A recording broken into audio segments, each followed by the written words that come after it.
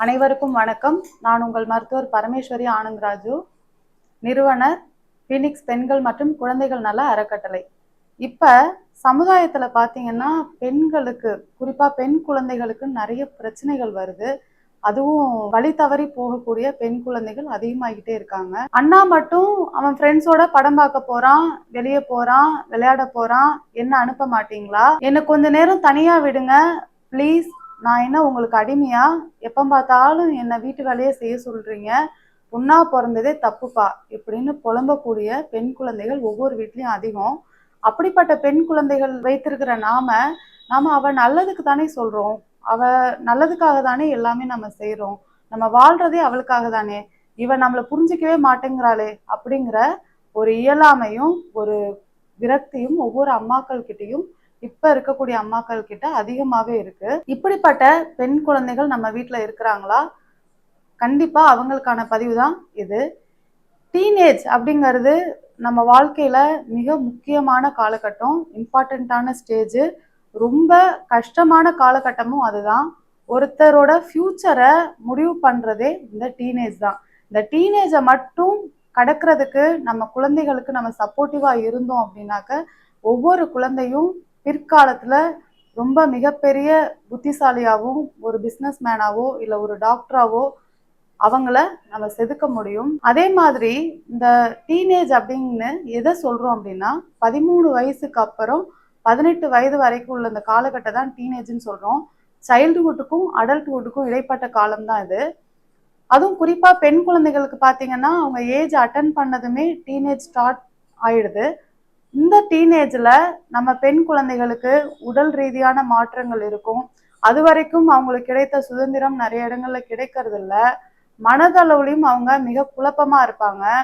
இந்த மாதிரியான காலகட்டத்துல அது வரைக்கும் இயல்பா பேசிக்கிட்டு இருந்த நம்ம குழந்தைகள் கிட்ட அதே நெருக்கத்தை காட்டுறது இல்ல. சின்ன குழந்தையா இருக்கும் பொழுது கட்டி பிடிச்சி முத்தம் கொடுத்து லவ் யூமா அப்படின்னு நம்ம சொல்ற எத்தனையோ அம்மாக்களும் அப்பாக்களும் அவ ஏஜ் அட்டன் பண்ணதுக்கு அப்புறம் டிஸ்டன்ஸ் மெயின்டைன் பண்ண ஆரம்பிச்சிடும். தொடுதல் அப்படிங்கிறது ரொம்ப குறைவாயிடுது. அதே மாதிரி தனிமை அப்படிங்கிற விஷயம் அவங்களுக்கு ரொம்ப இயல்பா மாற ஆரம்பிச்சிருது. கசின் வீட்டுக்கு போனா நீ அவங்கிட்ட பேசாத, நீ அப்படி பேசாத, கத்தி பேசாத, சிரிக்காத, அக்கம் பக்கத்துல இருக்கவங்களாம் என்ன நினைப்பாங்க அப்படின்னு சொல்லி சொசைட்டிக்காகவே நம்ம வாழ்றதோடு இல்லாம அவங்களையும் வாழ பழக்கப்படுத்துறோம்.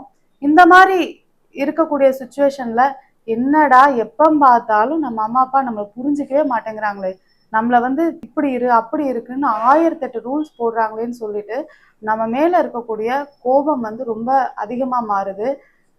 அவங்க எதிர்பார்க்கக்கூடிய லவ் அண்ட் கேர் வீட்டுல இல்ல அப்படின்னு நம்ம நினைக்கிறாங்க. அவங்கள ரொம்ப அதிக அளவுல நம்ம பாதுகாப்பா வைக்கணும், சேஃப்டியா வைக்கணும்னு சொல்லி ரூல்ஸ் அண்ட் ரெகுலேஷன்ஸ் நம்ம போடும்போதைக்கு அவங்க நம்மளை எதிரியாவே நினைக்க ஆரம்பிச்சிடுறாங்க. அவங்க எதிர்பார்க்கக்கூடிய லவ் அண்ட் கேர் அவங்களுக்கு படிக்கிற இடத்துலயோ இல்லை வெளியிடங்கள்லயோ கிடைக்கும் போது அந்த அங்கிள் ரொம்ப நல்லவர், நமக்காக எதுனாலும் பண்ணுவாரு அப்படின்னு அவங்க ஒரு மாய உலகத்தை கிரியேட் பண்ணிக்கிட்டு அதுக்குள்ளேயே வாழ ஆரம்பிச்சிடுறாங்க. வழி தவறியும் போறாங்க. இந்த மாதிரி விஷயங்கள் நடக்காம இருக்கணும்னா கண்டிப்பா பேரண்டிங் டீனேஜ் கேர்ள்ஸ் அப்படிங்கிற ஒரு சைக்காலஜியை ஒவ்வொரு பேரண்ட்ஸும் தெரிஞ்சுக்கணும். அதுல இருக்கக்கூடிய விஷயங்களை நம்ம குறைந்த அளவாவது ஃபாலோ பண்ணணும். இப்படி நாம பண்ணோம் அப்படின்னாக்க கண்டிப்பா நம்மளுடைய டீனேஜ் கேர்ள்ஸை ஒரு நல்ல ஒரு உமனா, நல்ல ஒரு பெண்மணியா இந்த உலகத்துக்கு நம்மளால கொடுக்க முடியும். நிறைய நேரம் வீட்டுல தனியா அடைஞ்சு கிடக்கிறது, நம்ம கூட டைம் ஸ்பெண்ட் பண்ண அவங்க மறுக்கிறது, நம்மளை அவாய்ட் பண்றது, இந்த மாதிரி பெண் குழந்தைகள் நம்ம வீட்டுல இருக்கிறாங்களா, அவங்கள நாம கண்டிப்பா உற்று நோக்கணும். அப்படிப்பட்ட டீனேஜ் குழந்தைகளை எப்படி நம்ம கையாள்வது அப்படின்ற பதிவு தான் இது. கண்டிப்பா இந்த வீடியோவை முழுமையா ஸ்கிப் பண்ணாம பாருங்க. பொதுவா டீனேஜ் குழந்தைகள், அதிலும் குறிப்பா பெண்கள் மிக அதிகமான மனக்குழப்பத்துல இருப்பாங்க. அவங்க உடல் குழந்தையா இருந்த உடம்பு பெண்ணா மாறும் பொழுது நிறைய உடல் மாற்றத்தை அவங்க அடையிறாங்க. அது சம்பந்தமான குழப்பம் அதிகவே இருக்கும். அதே மாதிரி ஏற்கனவே போட்ட ட்ரெஸ் எதுவுமே பத்தாது. எப்பவுமே அப்பா மடியில உட்கார்ந்து விளையாடின குழந்தைங்க அதுக்கப்புறம் அதை டிஸ்கம்ஃபர்ட்டா உணர ஆரம்பிக்கிறாங்க. எப்பவுமே குரூப்ல விளையாடிக்கிட்டு இருந்த பசங்க ஒரு சில பேர் அவகிட்ட டிஃபரெண்டா ரியாக்ட் பண்ண ஆரம்பிக்கிறாங்க. தேவையில்லாத கோபம், அழுகை, ஏன் பசிக்கல, ஏன் அழுக வருது, ஏன் நமக்கு கோவம் வருது, நாம ஏன் இப்படி இருக்கிறோங்கிற குழப்பம் வந்து பெண் குழந்தைகள் கிட்ட ரொம்ப அதிகமாவே இருக்கும். அவங்க ரொம்ப அதிகமான ஹார்மோனல் சேஞ்சஸையும் மூட் ஸ்விங்ஸையும் இந்த காலகட்டத்துல ஃபீல் பண்ணுவாங்க. இந்த மாதிரி நேரத்துல பெண் குழந்தைகள் வந்து அவங்களுக்கு கேர் அண்ட் லவ் ரொம்ப அதிகமாவே தேவைப்படும். அதுவும் பெண் குழந்தைகள் அப்பாவை தான் ரோல் மாடலா எடுத்துப்பாங்க. நாம அவங்க ஏஜ் அட்டன் பண்ணதுக்கு அப்புறம் நீ அங்க போகாத, அந்த பையன்கிட்ட பேசாத, கசின் கிட்ட பேசாத, நீ சிரிக்காத, இந்த ட்ரெஸ் போடாத, அப்படி இருக்கணும், இப்படி இருக்கணும்னு 1008 கண்டிஷன்ஸ் போடும்போது அவங்களுக்கு நாம ஏன் பொண்ணா பிறந்தோம் அப்படிங்கிற விரக்தியே ரொம்ப அதிக அளவுல ஏற்பட ஆரம்பிச்சிடும். இந்த டீனேஜ் கேர்ள்ஸ் வந்து பாத்தீங்கன்னா அவங்களோட பிரெயின் ரொம்ப ஃபாஸ்டா வேலை செய்யும். எனர்ஜி லெவல் ரொம்ப அதிகமா இருக்கும். அது மட்டும் இல்லாம அவங்க பார்க்குற, கேட்குற எல்லா விஷயத்தையும் நம்பவும் செய்வாங்க. அவங்க பார்க்கக்கூடிய எல்லா விஷயங்களையும் பிராக்டிக்கலா செய்து பார்க்கணும்னு ரொம்ப ஆசைப்படுவாங்க. உதாரணத்துக்கு அவ கூட படிக்கிற பொண்ணு கம்ப்யூட்டர் கிளாஸ் போனா நம்மளும் கம்ப்யூட்டர் கிளாஸ் போகணும்னு ஆசைப்படுவாங்க. அவ கூட படிக்கக்கூடிய பொண்ணு பாட்டு கிளாஸ் போனா நம்மளும் பாட்டு கிளாஸ் போடணும்னு ஆசைப்படுவாங்க.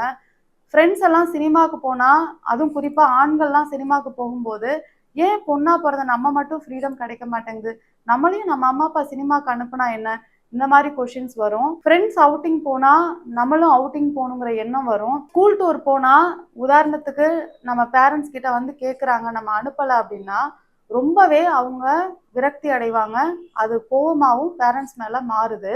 அவங்களுக்கு செல்ஃப் கான்ஃபிடன்ஸும் செல்ஃப் எஸ்டீமும் அதிகமா இருக்கக்கூடிய காலகட்டம் அது. இந்த மாதிரி முட்டுக்கட்டைகள் அவங்க செய்யக்கூடிய எல்லா விஷயத்துக்கும் நம்ம முட்டுக்கட்டை போடும்போது அந்த செல்ஃப் எஸ்டீம் குறைஞ்சி அவங்களோட கான்ஃபிடென்ட் உடையறதுக்கான நேரமா மாறிடும். அவங்க சரியா படிக்கிறது இல்ல, ரொம்ப லோவா மார்க் எடுக்கிறது, சொசைட்டி கூட மிங்கிள் ஆகாம இருக்கிறது, பேரண்ட்ஸ் கிட்ட பேசாம இருக்கிறது, எப்பொழுதுமே ரூம்ல அடைஞ்சிட்டு இருக்கிறது, இந்த மாதிரி விஷயங்களுக்கு தள்ளப்படுவாங்க. அவங்களுக்கு சின்னதா யாராவது ஒரு லவ் அண்ட் அஃபெக்ஷன் கொடுத்தா கூட அதை பெருசா அவங்க நம்பவும் ஆரம்பிச்சிடுறாங்க. அதனால நம்ம பெண் குழந்தைகளை, அதுவும் டீனேஜ் பெண்களை வச்சிருக்கிற பேரண்ட்ஸ் வந்து ரொம்பவே கவனமா இருக்கக்கூடிய காலகட்டம் இது. நம்ம குழந்தைகளை நாம எப்படி எப்படிலாம் பாதுகாக்கணும், என்னென்னலாம் அவங்க கிட்ட நம்ம ஃப்ரெண்ட்லியா அப்ரோச் பண்ணணுங்கிற விஷயங்களை ஒவ்வொன்றா நான் வந்து இங்க பதிவா சொல்றேன். நீங்க கண்டினியூவா பாருங்க. ஒவ்வொரு வாரமும் சொல்லக்கூடிய விஷயங்களை குறைந்த அளவாவது நீங்க கடைபிடிக்க ட்ரை பண்ணுங்க. கண்டிப்பா நம்ம பெண் குழந்தைகளை நாம நினைத்த மாதிரி ஒரு களிமண்ணை எப்படி சிலையா மாற்ற முடியுதோ அந்த மாதிரி தான் நம்ம பெண் குழந்தைகள். அவர்கள் நம்மளோட குழந்தைகள். அவர்களுடைய ஆக்டிவிட்டிஸ், கேரக்டர் எல்லாமே நம்ம கிட்ட இருந்து வரக்கூடியது தான். நாமளும் இந்த டீனேஜை கடந்து தான் வந்திருக்கிறோம். நமக்கான விஷயங்களை நாம அவங்களுக்கு உதாரணமா சொன்னாலே போதும், கண்டிப்பா அவங்கள செதுக்க முடியும். நம்ம சிட்டிசன் சேனலை தவறாம சப்ஸ்கிரைப் பண்ணுங்க, ஃபாலோ பண்ணுங்க. ஒவ்வொரு வாரமும் வரக்கூடிய வீடியோக்களை முழுமையா பாருங்க. நன்றி, வணக்கம்.